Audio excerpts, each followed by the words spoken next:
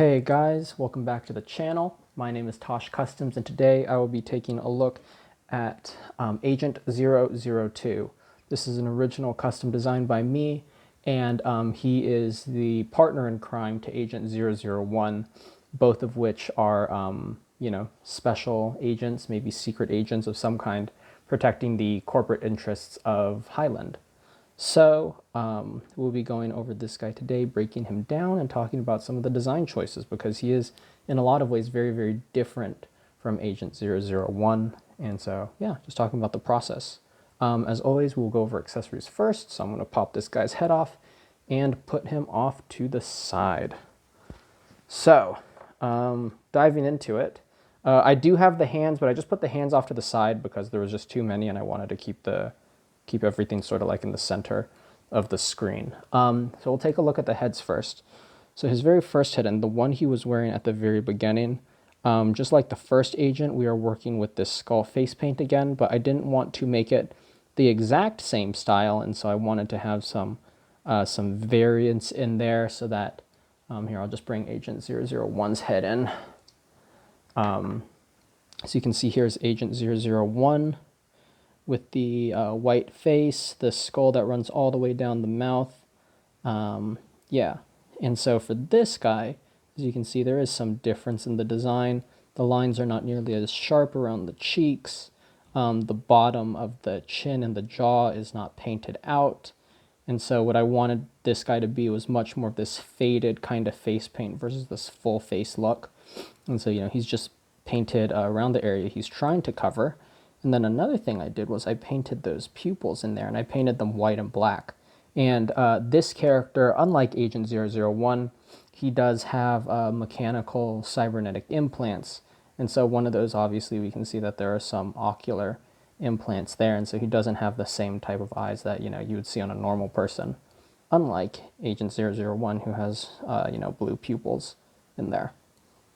So we have this first head. This was 3D, I think this was a 3D print, if I remember correctly. Yeah, this looks like a print. I don't think this is a cast. So I painted the brown skin tone here. I haven't painted very many characters with African descent, and so there was some learning I had to do in terms of how to do the toning for this, because flesh has a mix of red into it. There's just naturally a certain amount of blush, no matter what skin tone you are. There's a certain amount of red that runs through the skin, obviously pigmentation, undertone, all that kind of stuff. But just figuring out how to mix that. And so I had to take my different brown tones and then lighten them and mix red and darken them, and then work with base layer coats and all that kind of stuff. So it was a very, very fun experience, and I think the tone overall turned out pretty well. And I think, granted, what helps is that, I'm painting a skull on the front also, so I don't have to worry about, more the intricacies of eyelids and, cheek tone and some stuff like that. So definitely, my job was made a little bit easier, but still trying to work with getting a pretty, decent tone in skin texture in there. So hopefully I did well. Next, we're going to be looking at the masked head here.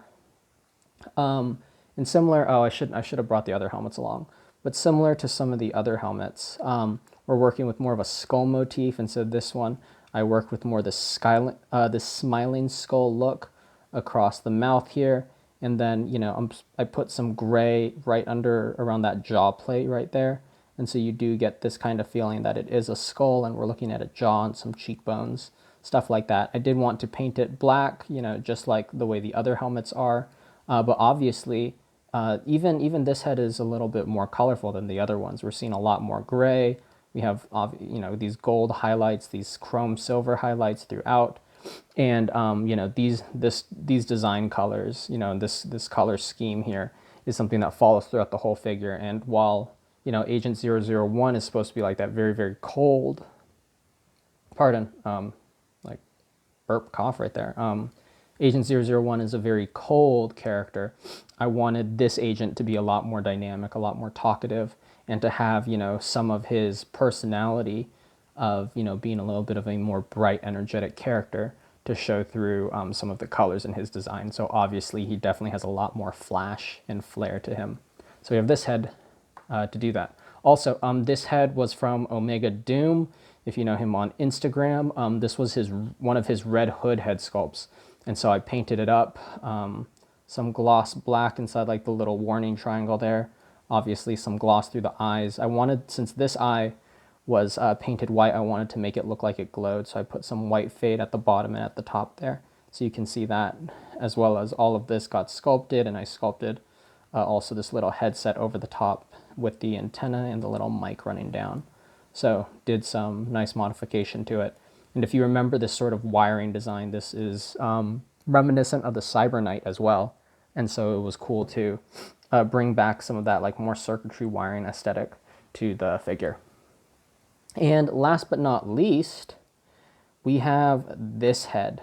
And funny story, this head was a misprint that the customer had. And so we were talking about it, and he was like, is there any way that you can, use this head? Can you transform it? And so, I was thinking about it. I was like, well, one, he's been a long time customer, so I do want to do this for him. But then, how do we accomplish it successfully? What do we do? And so I was thinking about it, and I was like, if Agent 001 has no mechanics or like no implants whatsoever, and then this guy does, what's the difference? And so I said, what if he's been in some kind of explosion? And so this is more of like a wounded, reconstructed agent. And, obviously the skin tones are different, but, the idea is we just want to add variance, interchangeability. I personally am very, very much less concerned about the race of any of these characters, and much more concerned with, giving unique stories and, just giving them head sculpts that can interchange with each other. And so we took this head sculpt here, definitely has more of an, I guess, like Asian skin tone. And that was interesting too, because most of the characters I paint are Caucasian. So I guess in both ways, I got to learn some new painting techniques. And so I think I did a pretty good job. I was honestly just trying to, semi-match my skin tone. But then also work with this more like explosion burn victim look. And so as you can see here, if the camera adjusts, I had to, I shaved down around the eye, and I shaved down the nose, and then it was sculpting in a lot of that, scar tissue and painting that up, as well as his mouth and eye, got beat up too. So now he has a new ocular implant, and we have more of that circuitry, as well as this new sort of like mouth plate vocoder type thing. And really the goal was just to, once again, stick with that skull motif. And so we have it dry brushed with some gray here, all done with this glossy finish. And as you can see, you have kind of like that mouth with all those lines coming off it. And so still trying to keep it, sort of, obviously, not nearly as skull inspired as the other two faces, but still bringing in some of those elements of bone and things like that. And so, yeah, being able to, create that mouth and that silhouette, on this new implant was really, really important. And then the hair is just painted blonde, and so it's, I wanted it to look like bleached hair. And so we're still getting some of that black and brown through it, but also some of those more muddy yellow, type strands running through the hair. So yeah, very, very interesting to design. And this guy took a lot of time because, as you can, even see in the 3 different heads, there's a lot of different design cues coming through. And so, really just playing with a lot of different styles, especially since I want this guy to have more personality, creating designs that were a little bit more dynamic and less, I guess, like streamlined to a very specific, I'm trying to think, not design elements, but, kind of, I didn't want to narrow the different design cues and things I could implement onto the figure. Real quick, let's talk about the hands. All the hands are painted the same, and we are using Sovereign Knight hands for this figure. I painted them in this, I guess like almost a charcoal gray. It might be a little bit lighter than a charcoal gray. But then as you saw within this head, we are using blue highlights this time around for the figure. And so we are seeing blue highlights in the glove, as well as some of that gold too that we saw in that masked helmet. And so this is consistent throughout the figure as well as through all the hands. So there you go. Coming to his swords, I gave him 2 katanas. These are based off of Marvel Legends katanas, and so I painted one blue and one gold. And the blue has some silver running through it, and the gold has some different tones too. And one thing I wanted to do was make the swords look very, very different. And so this first one, as you can see, there we go, I think my camera's clear. It has like a lot of different lines running through it. And the goal was I wanted to make it look a little bit like this flowy Damascus steel. And so getting sort of that liquid movement running through the different paint strokes of the blade. I think I did relatively well overall. It's hard to get that, but yeah, mixing, I painted like a more golden brown and then came over with a brighter gold over that. And so working with those different tones to get some of that layering in there. And then for this one, you know, wanted to do that too, but I wanted to make the blade edge look really blue and then kind of have more silver on the back end. And so just sort of trying to dry brush that blue and silver at that angle. And so getting that very, very nice saturated blue look, but also wanted to make sure it felt hard and felt sturdy. This blue tends to look a little bit kind of plasticky with its sheen. And so adding that metal to kind of break that up a little bit. So we'll pose him with these later on. Coming to the 2 guns he has this suppressed pistol.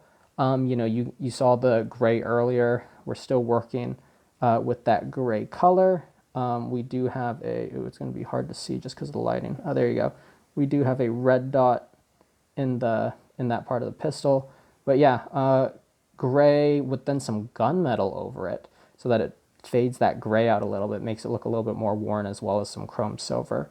And that's all around the upper part of the gun, as well as the suppressor. So I guess the slide and the suppressor have that paint job, and then the rest is black.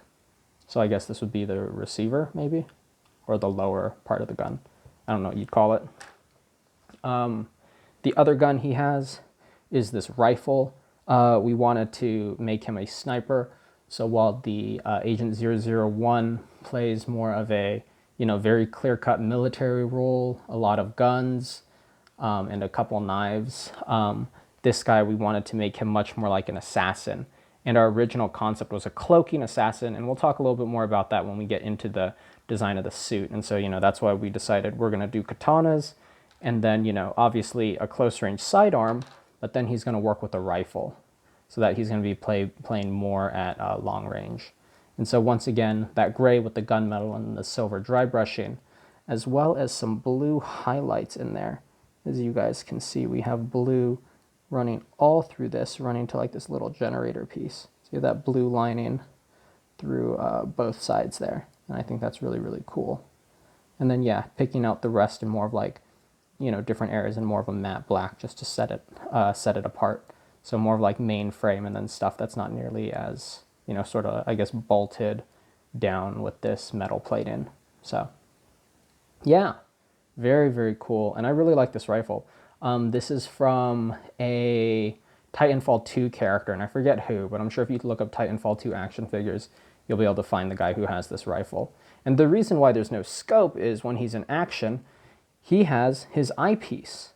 And so my idea being, you know, this is somehow why this gun, you know, whatever sight is looking down here, or maybe even, you know, some camera piece on the gun itself is connected to his eyepiece. And so he doesn't need to aim down sights.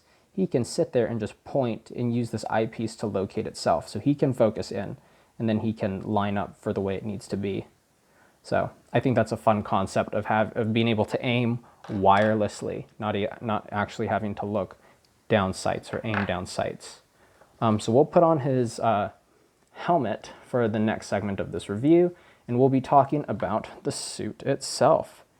And this guy, I'm realizing maybe I should scoot my camera up a little bit. There we go. How about that? Wow, there we go. Let's focus it like that. His mask looks really, really dark. Like you're not able to see any of the lines against that camera there. There's a lot of nice details, but it's just not being picked up because of that lighting. There we go. That's a little better. But yeah, so here we have the suit in all of its glory, and I will bring in Agent 001 for a quick comparison here. As you can see, very, very different suit dynamics. Agent 002 is significantly more colorful, and a lot brighter. While his color is primarily black, I think his is more primarily blue with more of this metal wash over it. And so that was really, really important because, talking about making a dynamic, colorful, character, both in personality and in design. And so going back to our topic about a cloaking assassin, ever since I got these color shifting paints, I was working with the idea of making a color shifting cloak of some kind. And being that the way that it will shift, it'll refract light, and so that he can camouflage. And so that idea eventually evolved into this trench coat. And so what I did was I have several color shifters, and as you can see, there are hues of blue, green, and a little bit of purple in there. And I also dry brushed some Angelus leather black over all of that, so that there are some, definitive kind of shadows in there. Because without that dry brushing, the whole jacket would be very, very bright. And so I actually had to purposefully darken some areas so that you can appreciate the lighter tones as well, so it creates some contrast. On top of that, I'm sure you guys have seen this patterning already. Let me get it to focus. We have this hexagonal patterning going on throughout parts of the jacket here. And it's not all over, but it is, oh, pardon me, sorry, I had dinner and I'm a little burpy. It is throughout some parts of the jacket. And as you can see, there is black hexagonal as well as some lighter gray highlights in there. And so I wanted to make it look like the pattern is actually kind of mid-shift.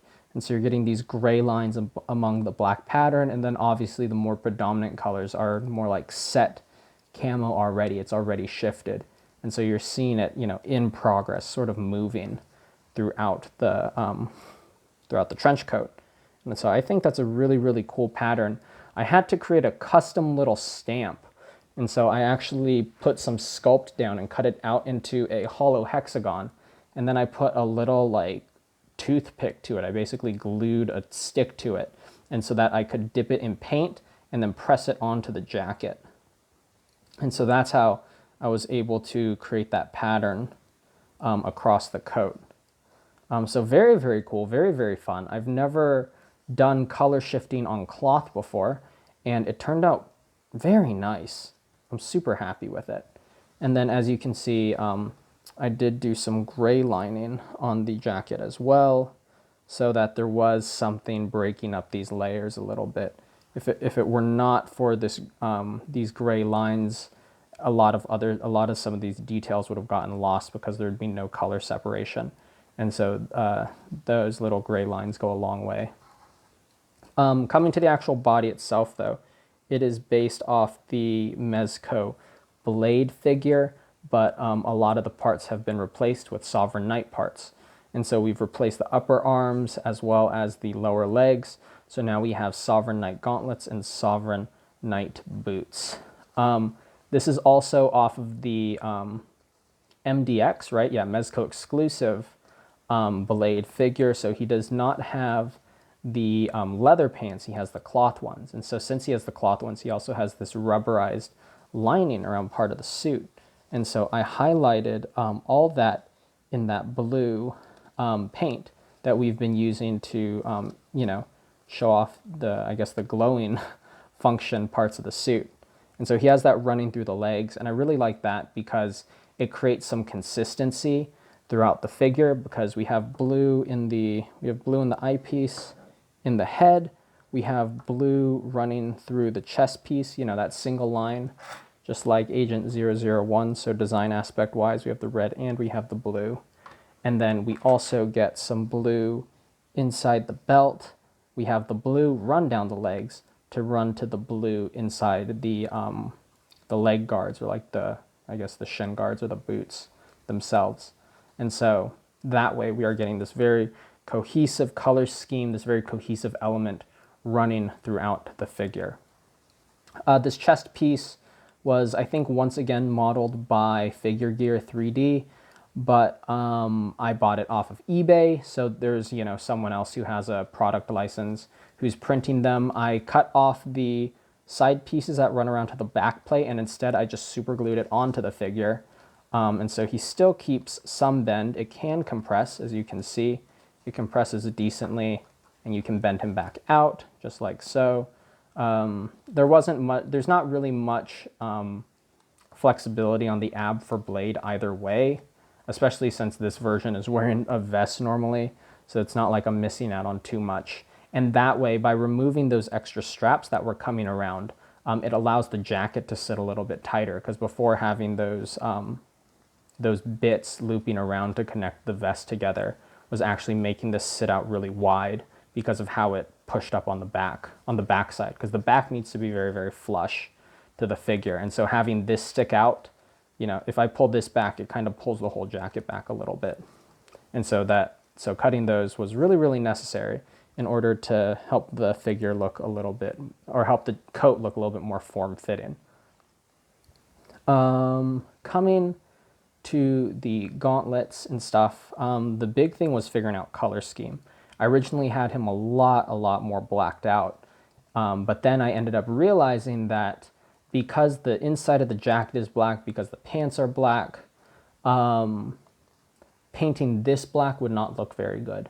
And I know you could say, well, you painted the other agent all black, but the nice part is you get the empty space around the sides of the body that you can define his frame and his figure, because the suit is more form-fitting. Having the coat meant that all this looking black just looked like a void in here.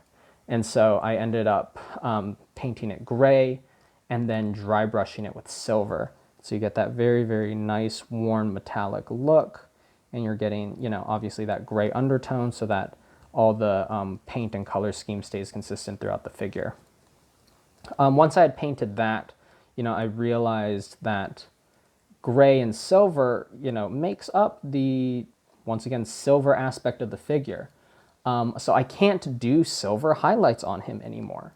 And that was a little bit of an interesting thing, because for most characters, for most figures in general, you can, sorry, the magnetic boots are sticking to my keys on my desk. There's little magnets on his boots, and those were connecting to my keys.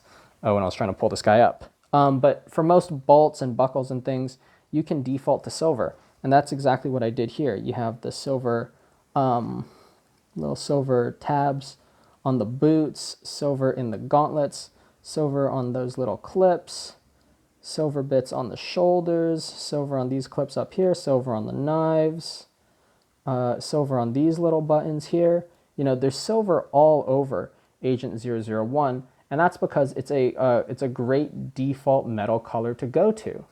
However, since I'm dry brushing this silver and there's a lot of armor that's gray, having extra silver really wouldn't break up the figure very much. And in fact, it would look like it would blend too far into the figure. And I did try putting like more of that chrome silver paint on, and it just didn't work. So I ended up defaulting to gold, and this blue and gold and gray actually turns out really, really well. And then to offset that gold, I also brought in some leather brown.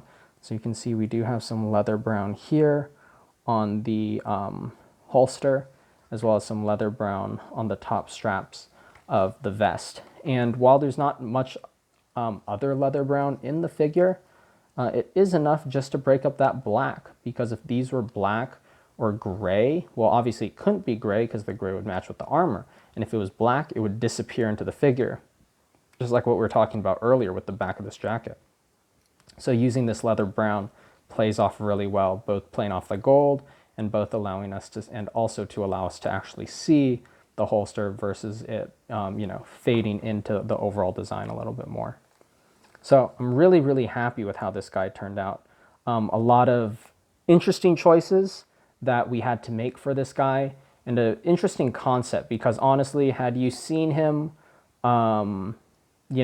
months back when we were first planning it, this guy has evolved and shifted very, very drastically from where he originally started. But I do think that this is an embodiment of the character that we were going for, and I think it just took us some time to finally figure out where we should land with him. Also, I should say that this shoulder pad, if I remember correctly, is from DTG Figures. So check him out. He has an online shop as well. And then if you are looking for this red hood head, DM Omega Doom. And he 3D prints, and he also does paint services too if you need that. So finally, let's get this guy geared up.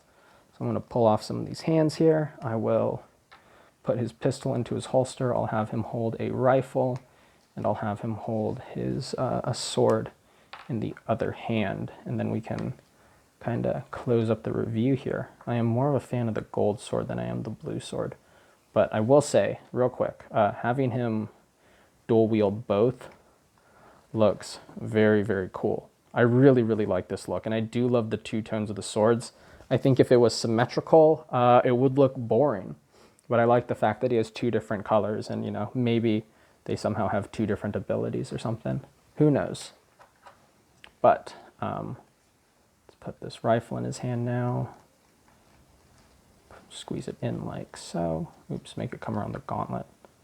I've noticed that it's generally a better idea to put the gun in the hand before connecting it to the figure itself. Maybe I'll have it... Yeah, we'll just have him hold it like that. And then we will put also on the scarred head for the end of the review, and also take the suppressed pistol and slide it into the holster. It gets stuck on the jacket sometimes, but never fear. There we go. And obviously having a suppressor on the pistol, you know, holstered up, might not be the most, you know, tactical thing to do, but he's a cloaking assassin. He shouldn't ever have to reach for his pistol, honestly. But here you go. And I'm realizing the rifle is going to sit out of frame. Maybe I'll repose that in a little bit. But I really, really like this. I like having the red eye here because, you know, it just sets off everything compared to the suit. I think it's much more noticeable red. And honestly, blue eyes without anything else tend to just be generalized with the good guy. But, you know, the reason why this head works is because we have that smile, we have more that, you know, that white and black glowing eye. There's just, you know, the head itself is much more angular. And so there are other design elements that are, you know, offsetting that blue color. And so I think likewise, you know, with this guy, I had to use the red to, you know, make him feel a little bit more sinister. Once again, these guys are the dudes, you know, looking out for corporate interests. They'll do the espionage, they'll do the assassin hits. These guys are not your friends. And so really, really fun to have him here and have him all set up. And now I'm going to put the pistol inside the hand of Agent 001 and pose Agent 001 up next to him so that we can see them together. But I love this. I really, really do love this. I'm really happy that the color combo came together well. I wasn't sure how it was going to look. I wasn't sure how it was going to look and come together. There's a couple times where I wasn't confident with the direction that this figure was going, just because we had went through so many iterations and we were trying to make him visually distinct from the first agent. But he turned out I keep on doubling up. I keep on saying really, really, and very, very. But I don't know how else to explain that I'm happy with how he looks. I think these two are a great complement to each other. They both carry on that that deadly skull look, but they're distinctly unique. I like that they contrast each other in a lot of ways. I like the fact that there is the color shifting in the suit, as well as the red versus the blue. And so really nice, really nice. And I'm sorry if you heard any background noise. Family just got home. But yeah, I hope you guys have enjoyed watching this review. I'm personally very happy with the final product. These guys were planned as a duo from the start. This was always part of the concept. And so finally seeing these guys standing together, ready to go knock some heads is very, very exciting. So yeah, just happy with the final product of these two guys. And I know that doesn't contribute to the review at all, but I want to express that. Anyways, without further ado, thank you all for checking out this review. I know that some of these cyberpunks are just much more, personal work. They're not really tied to licensed figures or products. It's probably not as interesting as looking at a Batman for some of you, but I hope you do, enjoy walking through the creative journey with me, because it's a very different experience to create something completely unique, because there's a lot of new decisions you have to make.